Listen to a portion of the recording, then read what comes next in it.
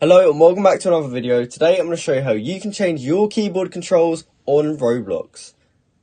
So you may have just downloaded the game and find the keyboard controls a bit annoying like I am. So in this video we're going to look at how to actually change those settings and make it a bit easier to play with. So let's jump into it. So originally I loaded up the Roblox player and I looked in these settings for some sort of keyboard controls. However, I couldn't find it anywhere. So what you first want to do is load into experience. So load into any one you want and I'll be back in a sec once I'm in. So I'm in the game now and what we want to do is just go ahead and click escape and you'll be taken to this tab here. Now at the top there's a few different settings, however we just want to choose settings. So if we click on that, here's how we actually get access to change our movement mode. So here's movement mode and this is actually how you change your keyboard settings. So as you can see, mine's set to keyboard and mouse at the moment. However, we can change it to click to move if we want. And as you can see, wherever I right click, I will move.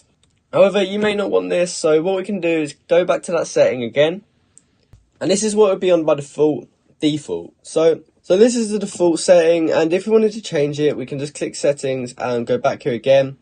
But I think keyboard and mouse is the best movement mode to have it on, so I'm going to keep it like this.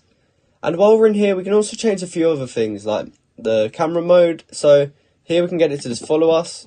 As you can see, it follows around exactly where we go, which makes it a lot easier for playing.